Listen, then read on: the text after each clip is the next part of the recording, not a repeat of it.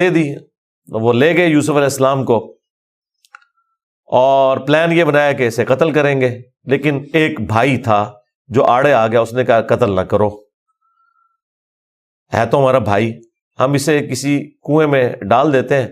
اور ان زمانوں میں جو قافلے گزرا کرتے تھے وہ کنویں پہ پانی کے لیے رکتے تھے، تو ہو سکتا ہے کہ کوئی نکالے تو یہ اس کے ساتھ ہی چلا جائے، جان چھوٹ جائے. قتل نہ کرو. اور اس میں وہ یہ بھی کہتے ہیں کہ ہم اس وقت تو یہ ایکٹیویٹی کرتے ہیں، پھر بعد میں اللہ سے توبہ مانگ لیں گے، اللہ تعالیٰ بڑا بخشنے والا مہربان ہے، جو کچھ بھی ہے تیرے محبوب کی امت سے. یہ بھی قرآن میں نقل ہوا ہے. وہی سیم مینٹالٹی آگے چل رہی ہے، بعد میں نیک بن جائیں گے. اور انہوں نے ڈرامہ بازی یہ کی کہ یوسف علیہ السلام کے کرتے کے اوپر کسی بھیڑیے کا خون مال لیا اور کہا کہ ہم تو اسے سامان کے پاس چھوڑ کے گئے تھے، پیچھے سے بھیڑیا آیا اور یوسف کو کھا گیا، اور یہ اس کی قمیض ہے.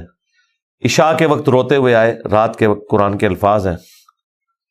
حضرت یعقوب علیہ السلام کو سمجھ آ گئی کہ یہ میری آزمائش شروع ہو گئی ہے، کیونکہ توحید ایک ننگی تلوار ہے.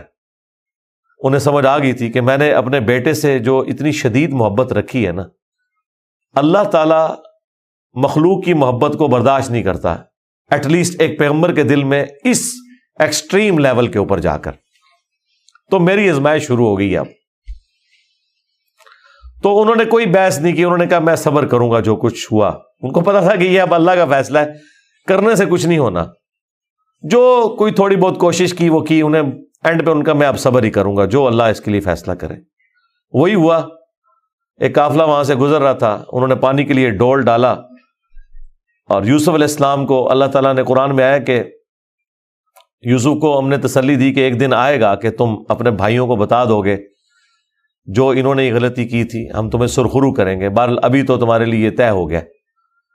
اور ظاہر جبرائیل علیہ السلام آنا شروع ہو گئے چھوٹی عمر میں ان کے پاس، ان کی تسلی کے لیے. اسی لیے ڈھارس بندی. انہوں نے پانی کے لیے ڈول ڈالا، یوسف علیہ السلام نے وہ پکڑا اور باہر نکل آئے. اور بھائی جو ہیں چھپ کے یہ منظر دیکھ رہے تھے.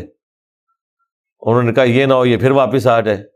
انہوں نے چند ٹکوں کے عوض، چند دراہم کے عوض بیچ دیا. کہا یہ ہمارا غلام تھا، تو بھاگ کے آئے، یہ ہمارا غلام ہے، اور جان چھڑائی اس طریقے سے. یوسف علیہ السلام بھی چپ کر کے چلے گئے. انہیں پتا تھا کہ میرے لیے فیصلہ ہو چکا ہے. اور کس تکلیف سے وہ مصر تک پہنچے، اور وہاں پہ غلاموں کا بازار لگتا تھا، وہاں بیچنے کے لیے عبرانی غلام، اور پڑھنا لکھنا بھی جانتے تھے، ذہین بہت تھے.